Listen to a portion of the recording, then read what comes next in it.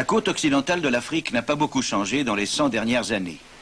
À la fin du 19e siècle, les vieux démons du trafic des esclaves n'étaient plus que lointains souvenirs, quoique toujours épouvantables. Alors un nouveau chapitre de la confrontation des civilisations a commencé le long de ces rivages tropicaux. Durant les années précédentes, les Européens étaient venus pour y faire de bonnes affaires, mais en cette fin du 19e siècle, ils voulaient davantage, bien davantage. Les anciens comptoirs de commerce avaient longtemps été un lieu de rencontre pour les commerçants maritimes, européens et les Africains. Vers les années 1880, cette association entre blancs et noirs était définitivement compromise par un changement dramatique. Les Européens entreprenaient de nouvelles conquêtes au-delà des mers. Les pays industrialisés, France et Grande-Bretagne en tête, avaient commencé à envahir le continent noir, chacun espérant y trouver de nouvelles sources de matières premières pour ses usines, de nouveaux marchés pour ses produits et de nouvelles positions stratégiques face à ses rivaux.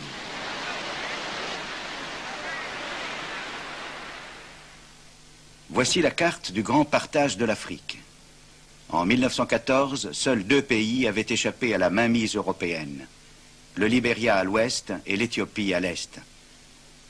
L'Angleterre s'était taillé la part du lion, l'Égypte et le Soudan au nord, l'immense richesse de l'Afrique du sud, des colonies de valeur comme la Rhodésie et le Kenya, et des territoires fortement peuplés comme le Nigeria et la Côte de l'Or. La France occupait l'Algérie depuis 1830. À présent, après de nouvelles guerres de conquête, elle ajoutait d'autres colonies à son empire au sud du Sahara, y compris l'île de Madagascar.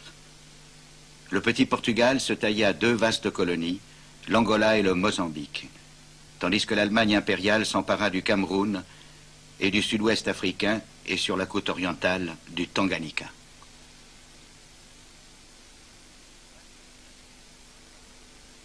Le vaste bassin du Congo tomba entre les mains du roi Léopold de Belgique. L'Italie et l'Espagne complétaient le reste. La face du continent se trouvait intégralement modifiée.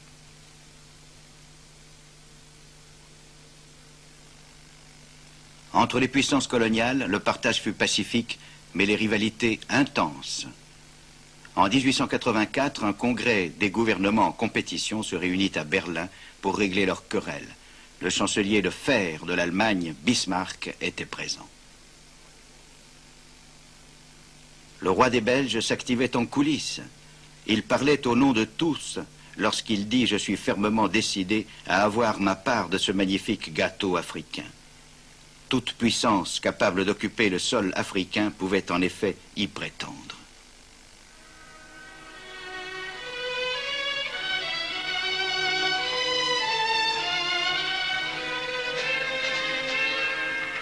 Il s'agissait maintenant de tracer des frontières dans un territoire qui figurait en blanc sur les cartes.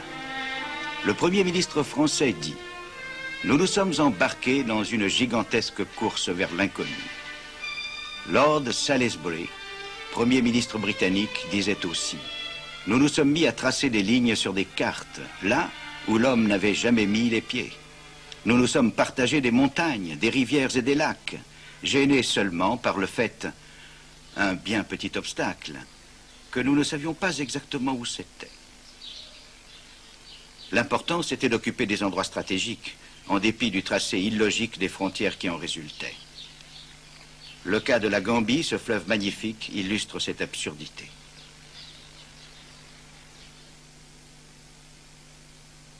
L'Angleterre était installée depuis longtemps à Bathurst, aujourd'hui Banjul. Elle était déterminée à conserver cette voie d'eau vers l'intérieur.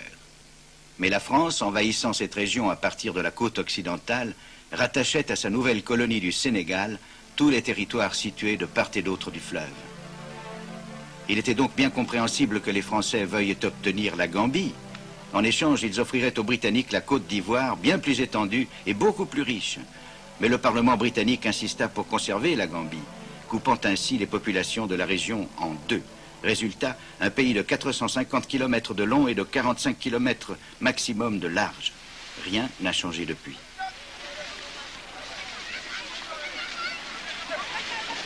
On ne s'est jamais demandé ce que les Africains pensaient de ce découpage. L'idée des Européens, selon les termes d'un gouverneur britannique, était de s'emparer du territoire et autant que possible de gouverner le pays comme s'il était inhabité.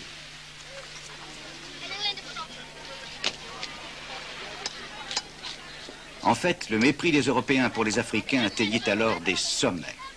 Et ce n'est pas étonnant, car comment l'Europe chrétienne pouvait-elle justifier le fait de s'approprier leur pays, sinon en soutenant que les Africains étaient de faibles enfants, de paresseux sauvages?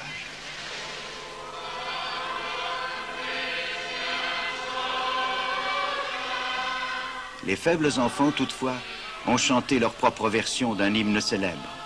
En avant, soldats chrétiens, entrez dans ces terres païennes, livres de prières en poche et fusils à la main, prêchez la bonne parole là où on peut faire du commerce, répandez l'évangile pacifique avec les fusils. La résistance à l'invasion européenne fut importante. La conquête ne fut pas facile. Et parfois, comme en témoignent ces photographies, la conquête entraîna des tueries brutales que les plus jeunes générations préféreraient oublier.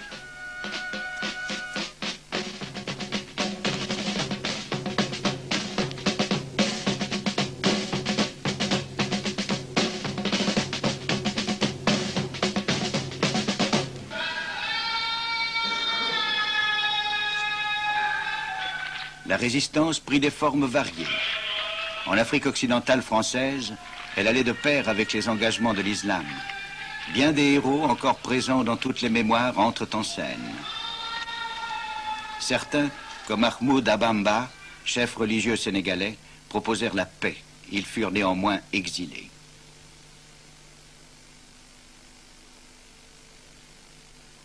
D'autres, comme le fier guerrier Samori, combattirent sans relâche les Français qui les écrasèrent et les envoyèrent en exil.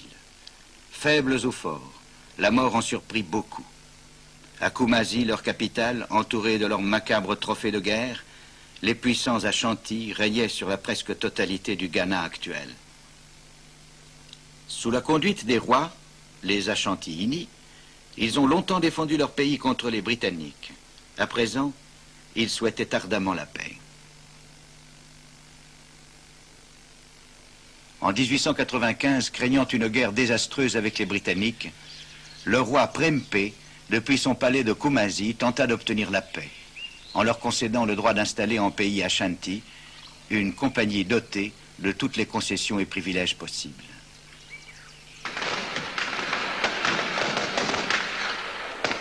La nation Ashanti s'était déjà battue longuement et durement contre les Britanniques. Mais cette fois, en 1896, ils décidèrent de se rendre.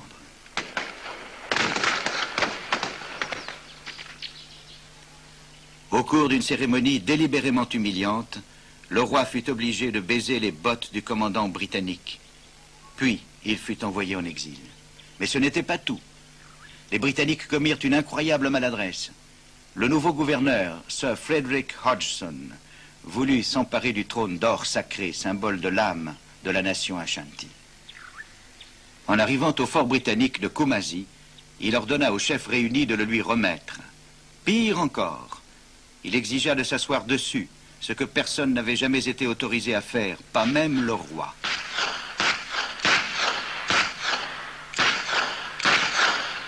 À cette ultime insulte, les Ashanti répliquèrent par la guerre. Ce petit fort de Koumazi, les Britanniques l'avaient construit à tout hasard. À présent, ils en avaient cruellement besoin. Les quelques 12 Anglais résidant au fort furent assiégés pendant des mois. Ils durent même se nourrir de rats.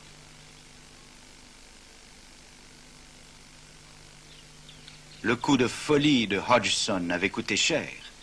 Tous les efforts pour faire parvenir des renforts depuis la côte ont continuellement été mis en échec par la résistance Ashanti. Pour finir, le gouverneur et sa femme réussirent à s'échapper. Cette affaire absurde mais tragique était terminée. Cet épisode mit fin à la guerre anglo-Ashanti.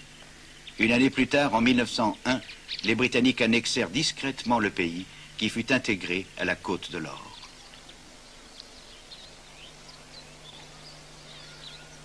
Les pertes européennes relevèrent davantage des maladies tropicales que des combats. Les pertes africaines furent assurées par la nouvelle technologie des armes automatiques, dont l'efficacité donna une victoire facile aux envahisseurs.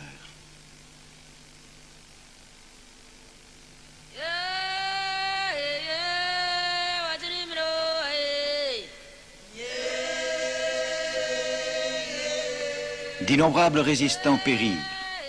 des milliers dans la seule bataille d'Omdurman, pendant la conquête britannique du Soudan. Pendant ce temps-là, dans une autre partie de ce même Soudan, les Français accumulaient aussi victoire sur victoire. En général, l'opinion publique applaudissait. Ces victoires n'étaient-elles pas remportées contre une race inférieure, une espèce d'humanité pour rire? Il y avait bien quelques critiques, mais pas beaucoup. Leur voix était ignorée ou réduite au silence. Ce qui comptait, c'était de faire mieux que les rivaux européens. Pour les Anglais, il fallait l'emporter sur les Français en Afrique occidentale et sur les Allemands en Afrique orientale. Pendant ce temps, des orphelins, comme le petit Ouganda, étaient abandonnés à la protection symbolique du père John Bull. Avant 1900, les colons venus d'Europe étaient déjà une source de discorde. Des Français à l'extrême nord, des Hollandais, puis des Anglais à l'extrême sud et quelques Allemands.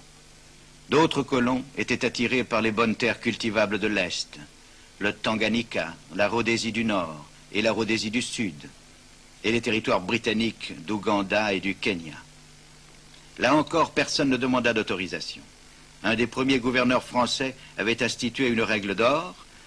Partout où il y a de l'eau potable et des terres fertiles, disait-il, les colons doivent être installés sans chercher à savoir à qui la terre appartient. Bien évidemment, les colons étaient d'accord.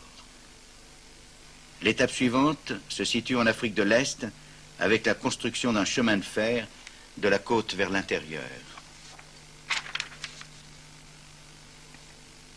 La voie fut terminée en 1901. Des millions d'hectares de bonnes terres arables au Kenya furent ouverts à la propriété et à la colonisation blanche pour un prix dérisoire. Curieusement, ces étrangers furent bien accueillis par les Noirs de la région.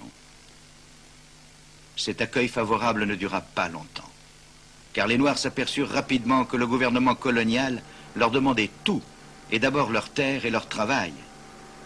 Ces exigences déclenchèrent une résistance continue. Alors le gouvernement colonial et un nombre accru de colons venant d'Angleterre firent une guerre sans merci, avec bien sûr des mitrailleuses et des fusils contre des lances et des flèches.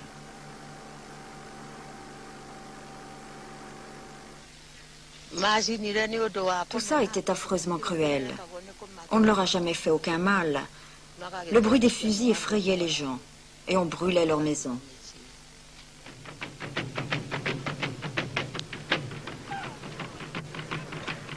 Cet écrasement de la protestation violente et désespérée des Africains, c'est ce qu'on appelait la pacification, ou en termes moins euphémiques, répression. Le journal d'un officier britannique au Kenya est tristement révélateur. Nous sommes entrés à Fort Hall et l'expédition est arrivée à son terme. Selon moi, on ne s'est pas suffisamment acharné sur le peuple Mbu. J'aimerais y retourner tout de suite et en découdre encore avec eux. Pendant la première phase de notre expédition contre les Iriénis, nous avons tué 797 nègres et pendant la seconde contre les Mbu, environ 250. En fait, les victimes étaient bien plus nombreuses. Durant la 6e campagne contre les Nandi du Kenya, les troupes britanniques rapportent avoir tué 1117 personnes et s'être saisies de tout leur bétail.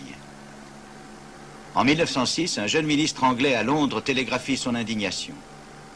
Il n'est certainement pas nécessaire de tuer ces gens sans défense sur une aussi vaste échelle. Le nom de ce ministre était Winston Churchill. Son intervention n'eut aucun effet.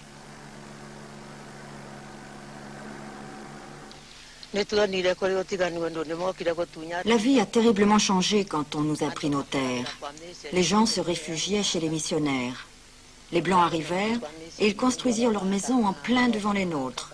Alors, on était obligé de les quitter et de chercher refuge ailleurs. Enfin, les colons arrivent sur l'emplacement de leur future maison. Les indigènes commencent les fondations et rassemblent les matériaux. Les indigènes sont d'excellents travailleurs et la maison est vite construite.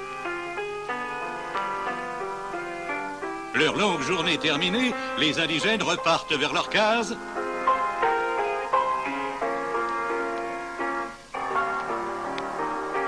Tandis que les colons rejoignent leur maison.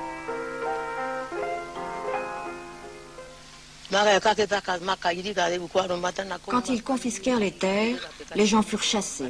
Ils mirent du fil de fer barbelé tout autour. En 1915, près de 2 millions d'hectares de terres cultivables du Kenya central ont été distribués à près d'1 millier de colons britanniques. Dans les années 1920, les nouveaux venus employaient dans leurs plantations la moitié environ des hommes valides, Kikuyu et Luo, les deux grands peuples agricoles du Kenya. Comment cela s'est-il produit? Par l'apparition d'une notion nouvelle au Kenya, les impôts. Pour cultiver tous les hectares, il fallait obliger les Africains à payer des impôts en argent comptant.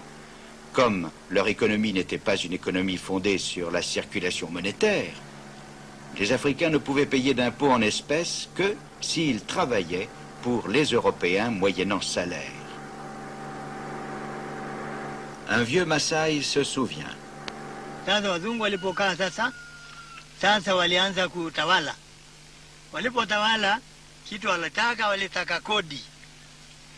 Ils exigeaient des impôts, mais les Maasai n'en avaient jamais payé avant. Ça s'appelait la capitation.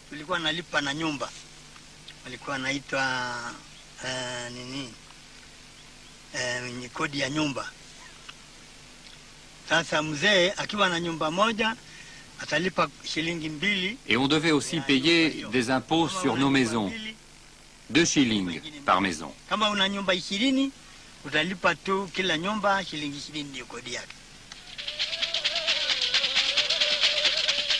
Les Maasai s'avérèrent particulièrement astucieux pour échapper à l'impôt. Le gouvernement colonial pensa qu'on pourrait envoyer ces guerriers apparemment oisifs à l'école pour en faire, si possible, des percepteurs au sein de leur peuple. On s'empara de jeunes gens dans ce but.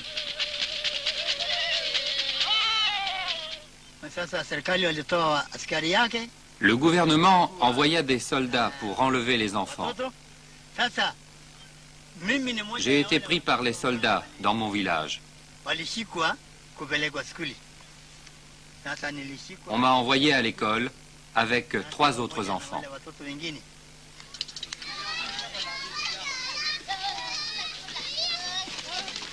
De l'autre côté du continent, dans le nord Nigeria, le paysage colonial était très différent. En l'absence de colons blancs, les choses se déroulaient comme avant. Les Anglais n'avaient conquis cette vaste région éloignée de la mer que pour une seule raison, que les Français ne l'aient pas. Les Anglais se contentaient donc de superviser de loin. Placés sous la direction de Lord Lugard, c'est ce qu'ils appelaient le gouvernement indirect. Le gouvernement indirect signifiait gouverner par l'intermédiaire des rois locaux. Après la défaite, l'émir de Kano avait accepté la suzeraineté britannique, à la condition que rien ne soit entrepris pour moderniser ou pour démocratiser le système conquis. Le gouvernement indirect était bon marché et très efficace. Les rois et les princes locaux maintenaient la paix, la loi et l'ordre dans leur propre intérêt, comme dans celui des Britanniques. Des deux côtés, au sommet, on avait beaucoup à y gagner. Ainsi, des rois comme l'émir de Katsina pouvaient conserver leur pouvoir et même accroître leurs privilèges personnels. Ils avaient la possibilité d'appeler les gens de leur suite pour s'occuper des affaires quotidiennes du pays.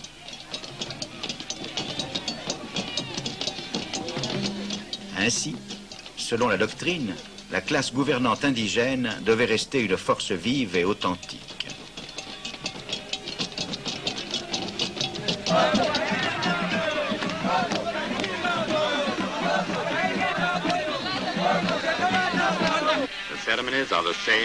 Les cérémonies se déroulent de la même façon depuis 1000 ans. Il y avait déjà des rois au Nigeria du Nord lorsque Richard Cœur de Lion partit en croisade. Aujourd'hui, le roi et tous les émirs jouent leur rôle, celui de sujet du roi d'Angleterre. Le peuple, lui, continue d'être loyal, comme au temps où Katsina faisait la guerre à ses voisins.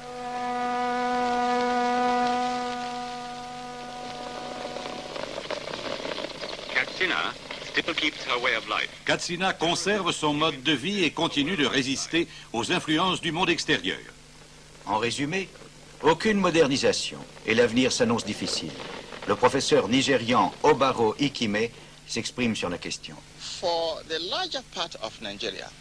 En ce qui concerne la plus grande partie du Nigeria, le gouvernement britannique ne représenta rien pendant de nombreuses années.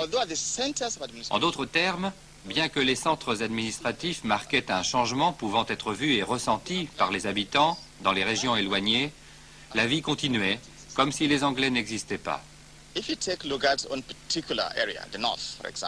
Si vous regardez une région comme le Nord, par exemple, le siège de l'émir et ceux des chefs de district pouvaient ressentir l'impact immédiat de la présence britannique. Tandis que les villages continuaient d'être administrés exactement comme avant. À une différence près, les habitants devaient payer l'impôt à un nouveau pouvoir.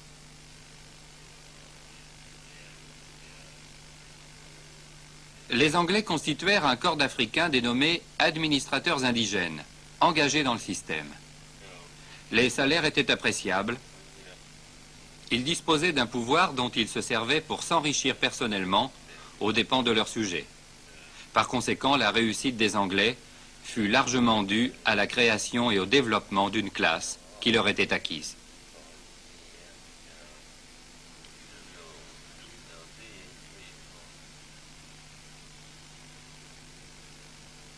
Les officiers britanniques, sous la direction d'un résident, sont dans tous les émirats pour donner des conseils et assister l'émir et ses ministres. Tous les mois, le résident préside un conseil général. Il peut y avoir des instructions du gouverneur du Nigeria à Lagos ou du bureau colonial à Londres. On peut aussi parler des pèlerins à la Mecque.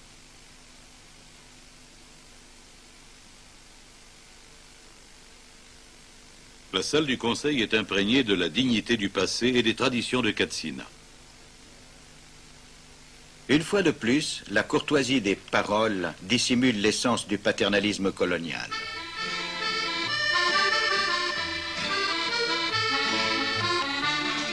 Dans les colonies françaises, tout au long de la côte, la scène était à la fois identique et différente. Dakar, capitale du Sénégal, conserve des quartiers pleins de nostalgie. Le Sénégal était la plus ancienne des colonies françaises en Afrique tropicale.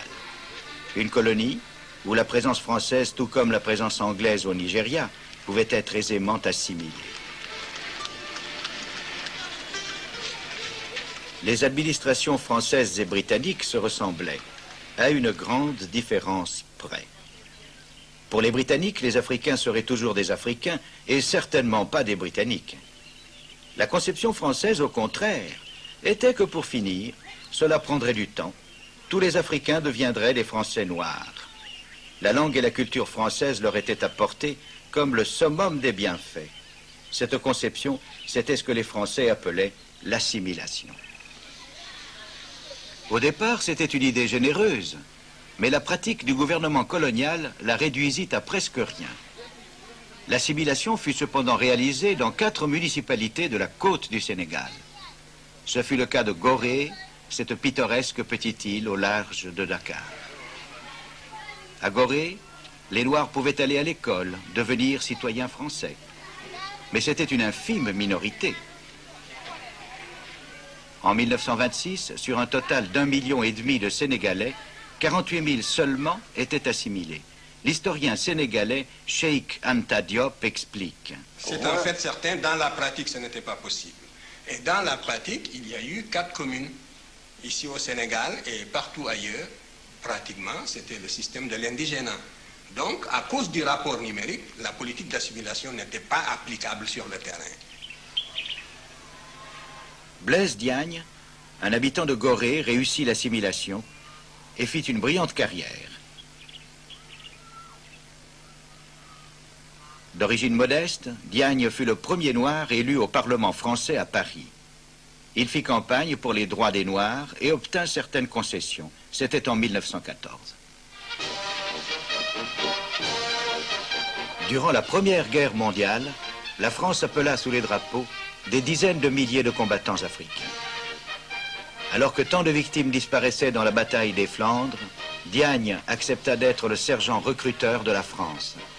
Sa réputation en Afrique sombra dans le massacre. Guerre.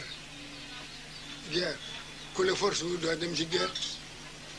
Personne ne va à la guerre sans y être contraint. On m'a obligé à aller à la guerre.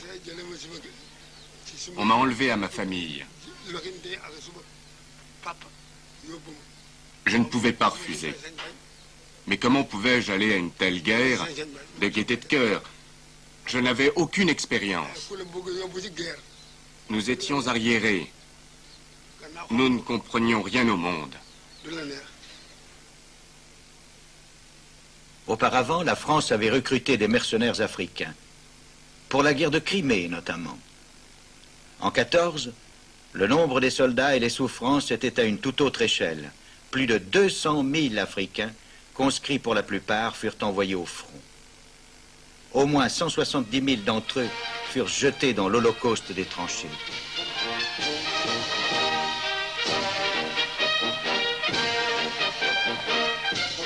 Ils périrent par milliers. Les survivants, quant à eux, ne pourront jamais oublier. On se battait contre les Allemands et on les tuait. Ils nous tuaient. La mort était des deux côtés. Il y avait des blessés des deux côtés. Tout cela ne rimait à rien. Qui accomplissait quelque chose?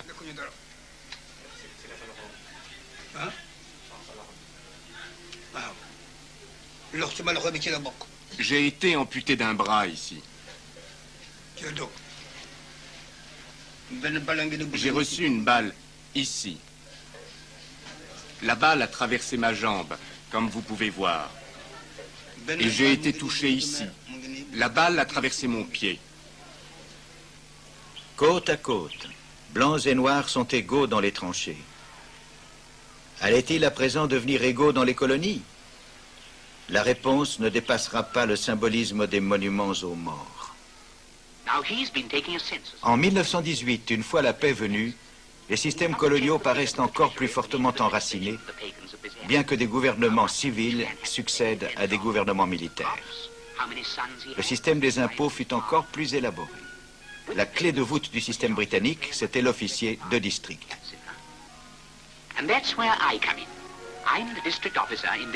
Je suis l'officier de district de cette région. Le responsable financier indigène me fait parvenir ces chiffres pour les comparer à ceux de l'année dernière. Quand le montant de l'impôt à payer pour l'année est décidé, je le communique au chef et la population est informée de ce qui devra être payé. Voici ma femme. Je passe tellement de temps en tournée que si elle ne m'accompagnait pas, on ne se verrait pas beaucoup. Nous emportons nos lits et tout ce dont nous avons besoin, car il n'y a pas de meubles dans les relais d'étape. Vous savez, nous sommes des gens simples, mais les païens nous trouvent bien compliqués avec toutes nos affaires. Voici le chef. Nous lui demandons des nouvelles des récoltes et des enfants.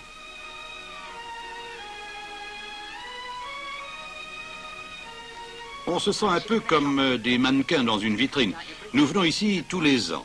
Ils se comportent toujours comme si c'était la première fois. La paix, c'est très bien, mais c'est monotone. Il leur faut un peu de changement.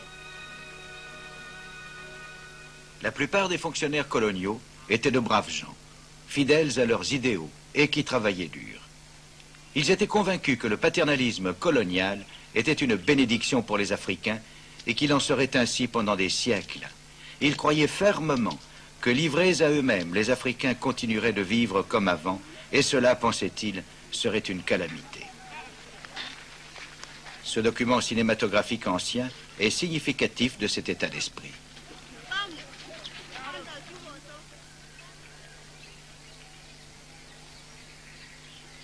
La vie primitive d'autrefois en Afrique était une existence de crainte et d'insécurité. Le gouvernement britannique a apporté la paix. L'action des administrateurs et des colons européens, celle des commerçants indiens, ont ouvert le pays. Mais l'ignorance, la pauvreté et la maladie restent à vaincre. Dans ces pays où tant de changements peuvent et doivent s'effectuer, l'argent et l'initiative de l'homme blanc peuvent accomplir beaucoup. Tels étaient les espoirs des années 20 dans les colonies les plus favorisées. Et, à bien des égards, ils ne furent pas déçus. On vit apparaître les premiers hôpitaux modernes, les services vétérinaires et d'autres bienfaits de la vie occidentale. Mais c'étaient les Africains qui devaient payer toutes ces bonnes choses. Aussi, afin de se procurer de l'argent, ils commencèrent à exporter leurs récoltes. Cette époque de la moisson de l'argent prit une allure de croisière. Les arachides, récoltés ici au Sénégal, étaient un produit typique qui rapportait de l'argent à la fois aux agriculteurs et aux comptoirs coloniaux.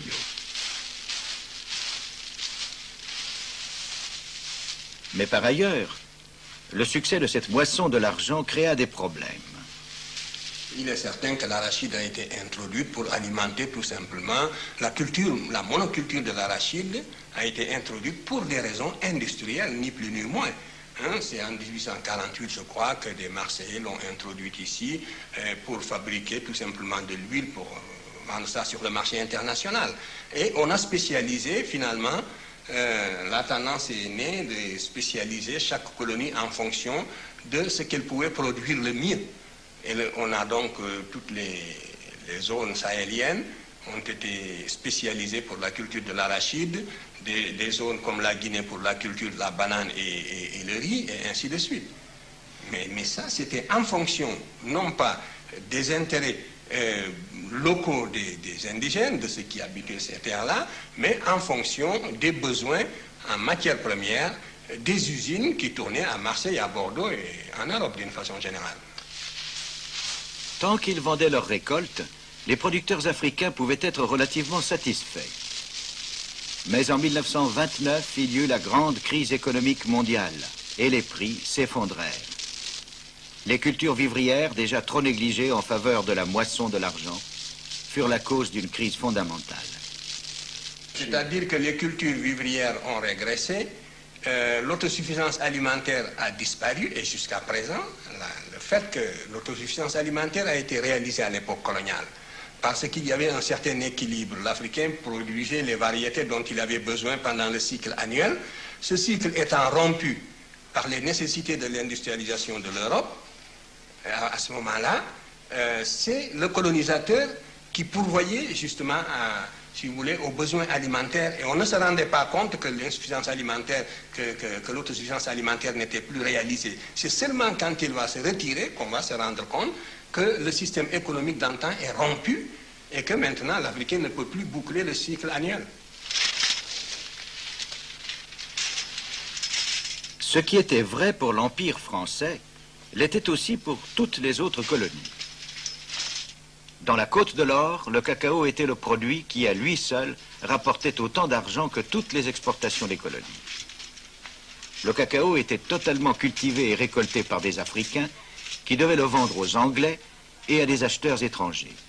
Tous s'entendaient pour le payer un prix artificiellement bas. Les agriculteurs du Ghana, à l'époque la Côte de l'Or, firent si bien qu'ils devinrent les plus grands producteurs de cacao du monde et donc de chocolat que les Africains ne consommaient pas. Mais les bénéfices étaient loin d'être partagés équitablement. L'historien ghanéen Adou Boahen nous dit: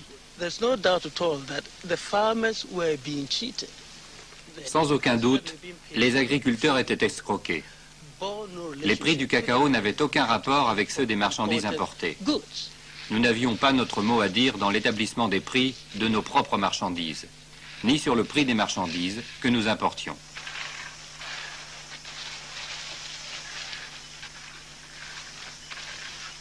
En fait, c'était l'un des reproches adressés à la politique économique coloniale.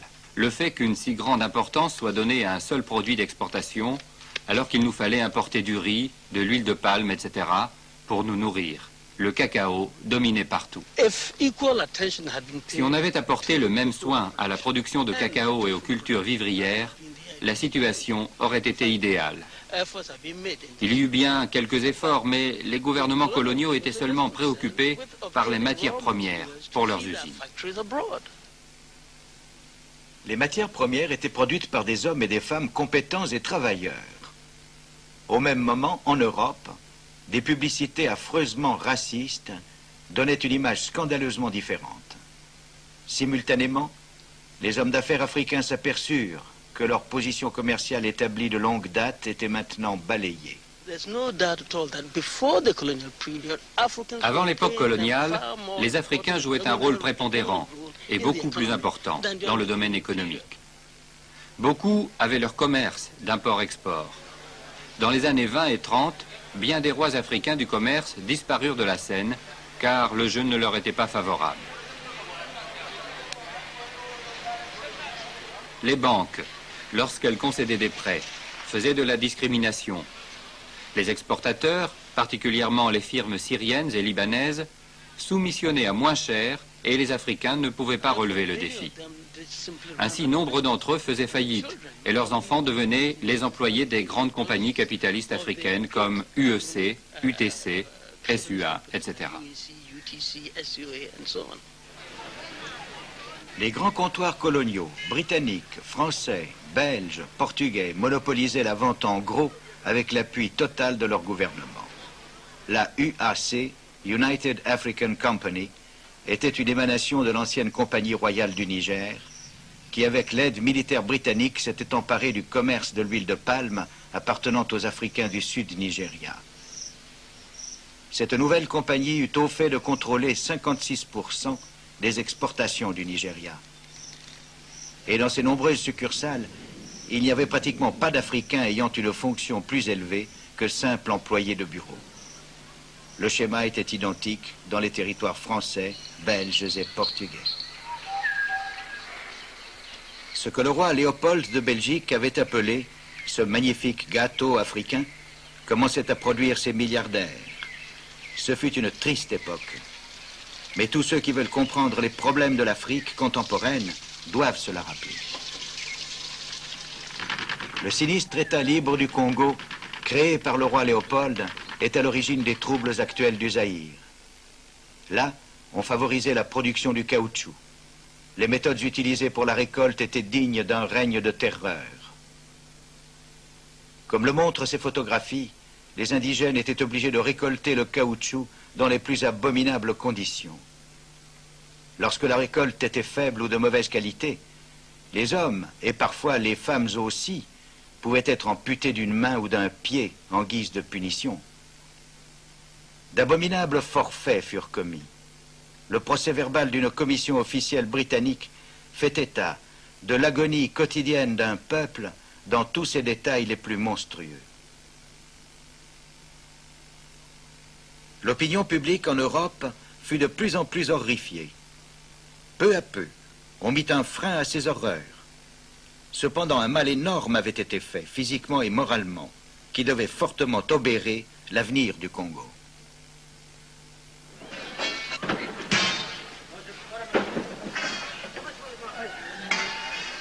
Dans les années 20, les travaux forcés étaient pratiqués à large échelle dans la plupart des colonies.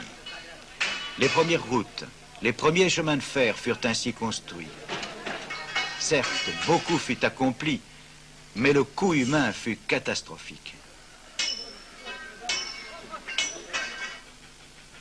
Ce spectaculaire chemin de fer de l'Afrique équatoriale française, reliant la côte à Brazzaville, est l'œuvre de 125 000 Africains. Une prouesse technique incontestable. Mais, avant qu'un seul passager ne puisse y prendre place, près de 14 000 Africains devaient mourir au cours de sa construction. Ce confort fut cher payé. Dès les années 20, le réseau des chemins de fer coloniaux était pratiquement achevé. Le but principal de ces voies était d'assurer l'exportation de minerais et d'autres richesses qui, pour la plupart, venaient d'Afrique méridionale. L'activité minière européenne, l'or, le cuivre, le zinc, les diamants, transformèrent le sud de l'Afrique. Encore une fois, ce fut grâce au travail des Africains, obtenu comme d'habitude par la pression administrative et par l'impôt. Les conditions étaient dures à supporter.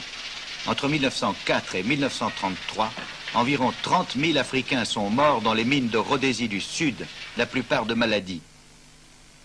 En 1933, les salaires étaient plus bas qu'ils ne l'étaient au début.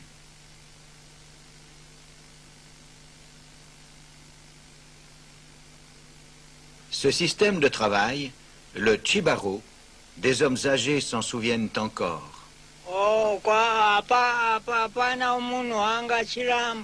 Personne ne refusait. On y allait parce qu'il fallait y aller et travailler. On était forcé d'aller travailler. Les Blancs disaient aux chefs des villages de choisir les gens pour le Chibaro. il y eut un boom des mines d'or.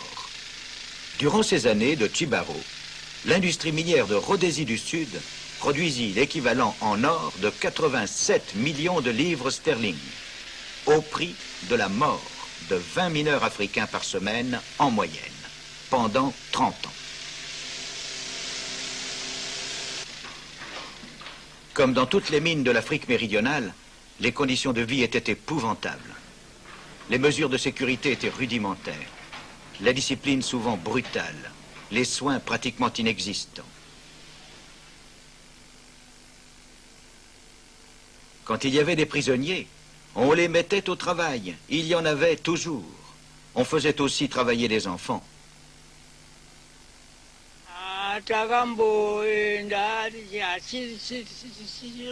Nous étions encore jeunes quand nous sommes allés au Chibaro. Un message arrivait comme quoi on nous voulait.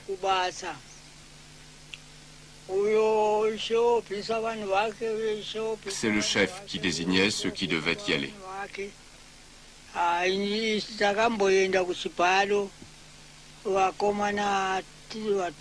Quand je suis allé au Chibaro, on était 3, tous des garçons.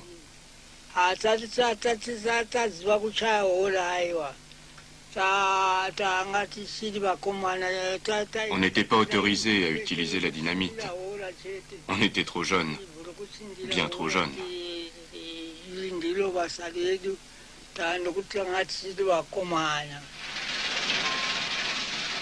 Après 1930, tout le système du travail dépendait d'Africains qui devaient abandonner leur village pour aller travailler au loin dans les mines et les plantations coloniales.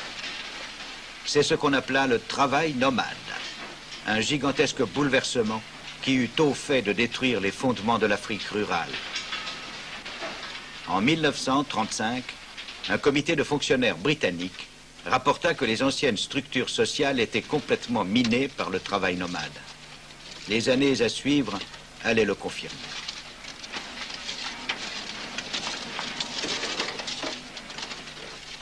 C'est dans les colonies portugaises de l'Angola et du Mozambique que le travail forcé atteignit le comble de l'horreur. Au Mozambique, les agriculteurs africains furent forcés par des méthodes brutales de cultiver du coton et de le vendre à des prix établis par le gouvernement colonial. Le coton brut était expédié dans les usines textiles du Portugal pour en faire des vêtements, lesquels étaient ensuite exportés au Mozambique pour être vendus aux Africains. Tous les profits allaient aux Portugais. Le gouvernement réagissait par la contrainte. Il forçait les agriculteurs à cultiver du coton sous peine de punitions sévères.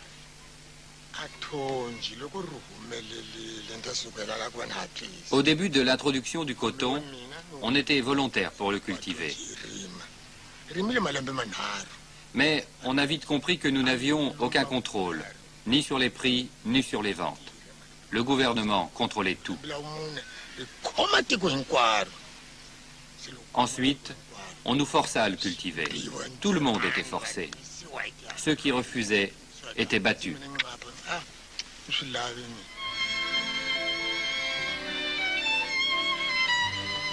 Ici aussi, les colons furent de plus en plus nombreux. Certains étaient les exilés politiques portugais, mais la plupart étaient des gens pauvres à la recherche d'une vie meilleure. Envoyés comme agriculteurs, beaucoup optèrent pour la vie facile des villes. Ils ouvrirent des magasins, des commerces, et aspirèrent au succès qui leur avait échappé chez eux. Ceci convenait à la doctrine coloniale officielle. Le dictateur portugais Marcelo Cattaro l'exprima avec des mots simples. Les Noirs, dit-il, doivent être organisés et intégrés dans une économie dirigée par des Blancs.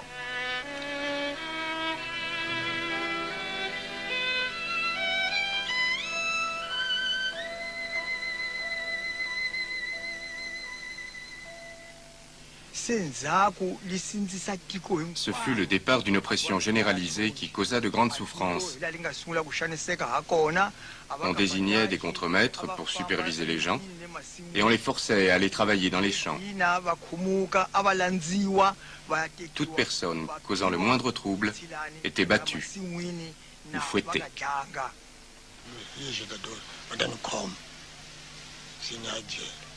Ils m'arrêtèrent et me firent fouetter. Après 3 coups, j'ai demandé grâce. Après, ils m'ont envoyé en prison pendant 15 jours. 15 days jail. Les fermiers que l'on voit dans ce vieux film n'avaient aucun moyen légal de protester. Ils pouvaient seulement exprimer leur colère en chantant des chansons anticoloniales dans leur propre langue. Il leur semblait qu'il n'y avait pas d'issue pour eux, aucun espoir. Les Blancs contrôlaient tout et les Noirs n'avaient d'autre choix que celui d'obéir. Pendant les années 40, tel était l'itinéraire colonial de ce coton dont le Mozambique produisait 500 000 tonnes par an. Ici comme ailleurs, les cultures vivrières disparurent et des pays autrefois prospères furent frappés par la famine.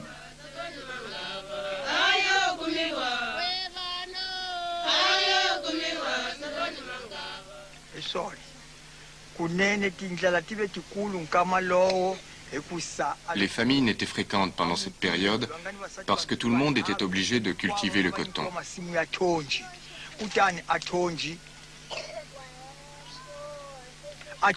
Si un homme avait 2 ou 3 femmes, elles aussi étaient forcées de cultiver le coton. Alors, il ne resta plus ni personne, ni assez de temps pour s'occuper de nos champs. Plus personne pour produire du maïs et d'autres nourritures. C'est à cause du coton qu'on avait faim.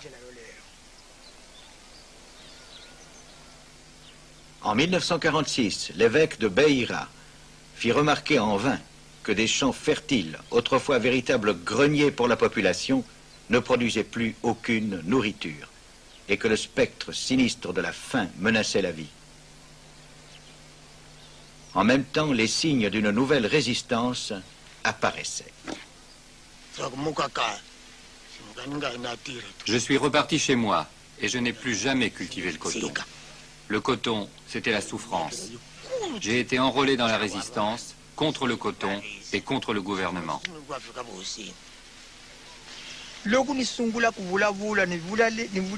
Lorsque je me suis levé pour parler, j'ai dit à l'administrateur, à sa secrétaire, le gouvernement colonial portugais est connu dans le monde entier pour la façon bienveillante dont il traite ses sujets. Cependant, vous, l'administrateur, vous avez discrédité le nom du gouvernement portugais. Vous avez manqué à la mission pour laquelle vous êtes venu en Afrique.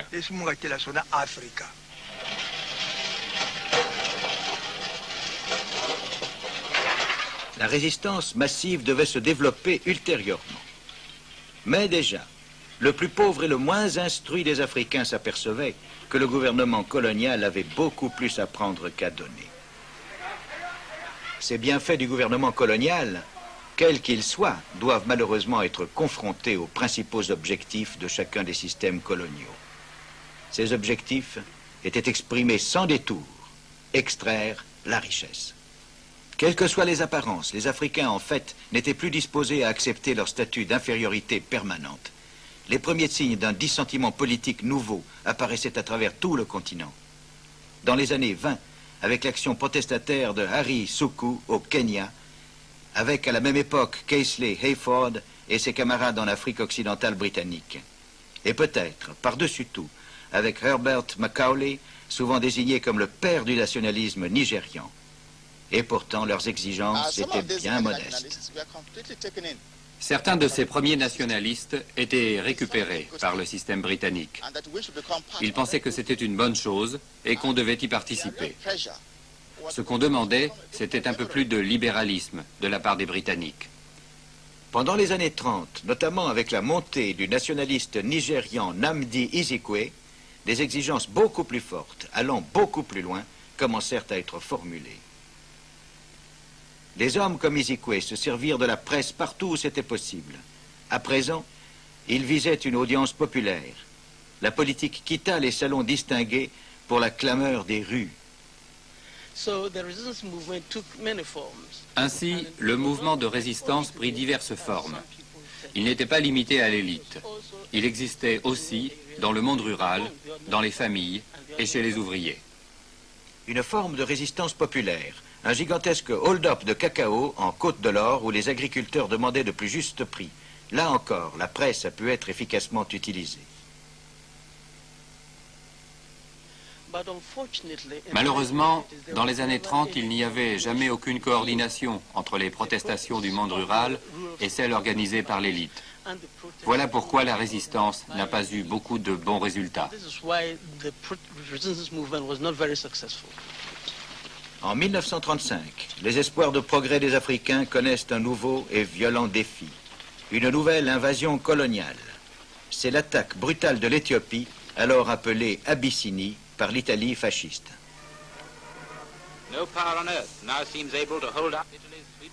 Rien sur cette terre ne peut retenir l'avance foudroyante de l'Italie à travers l'Abyssinie.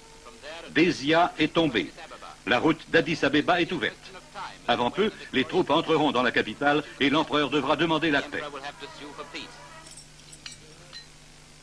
Avec l'assentiment tacite des puissances coloniales, les armées italiennes écrasèrent à coups de bombes et d'obus un adversaire considérablement plus faible.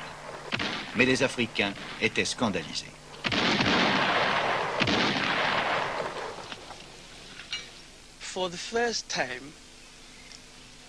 Pour la première fois, les Noirs du monde entier, pas seulement les Noirs africains, mais les Noirs du monde entier, se sont sentis attaqués. Vous savez, l'Éthiopie et le Libéria étaient les deux seuls pays d'Afrique ayant conservé leur souveraineté pendant cette période de lutte et d'occupation du continent par les puissances impériales. L'Éthiopie devint le symbole de l'espoir, non seulement pour l'Afrique, mais pour les peuples noirs du monde entier. L'Éthiopie était considérée comme un symbole de la renaissance et de la reconquête de l'indépendance et de la souveraineté de l'Afrique. Par conséquent, quand cette invasion eut lieu, cela signifia l'extinction complète de cette dernière lueur d'espoir. Les troupes italiennes entrèrent à Addis Abeba, capitale d'une Éthiopie à présent soumise. Il n'y eut que des paroles de protestation de la part des grandes puissances. Mais cette défaite de l'Éthiopie, tristement confirmée lorsque ses soldats déposèrent les armes, c'était un appel à l'action pour les Africains du monde entier. Indeed, for some of us, 1935 now is being considered as the more appropriate. En effet, pour certains d'entre nous, 1935 est considéré comme la date marquant véritablement le début de la période nationaliste moderne de l'histoire de l'Afrique. Or even 1945, because we believe that but for the outbreak of the Second World War in 1939, probably the struggle for independence would have begun. Sûrement, le début de la lutte pour l'indépendance commence en 1935, parce que c'est le résultat de l'indignation, de la colère, des émotions, le résultat des sentiments puissamment anti-impérialistes soulevés par l'invasion italienne de l'Éthiopie. Ces sentiments se développaient avec une nouvelle génération d'Africains. C'est dans les écoles, comme celle d'Akimota en Côte de l'Or, où Kwame Nkrumah fit ses études, que la jeunesse découvrit la vérité sur la colonisation. Tandis qu'avec l'instruction l'espoir fleurissait, alors survint la Seconde Guerre mondiale. Mais en 1945, après le retour de la paix, toutes les conditions politiques, économiques et culturelles avaient été réunies pour qu'éclate le plus grand des drames africains, celui des luttes pour l'indépendance.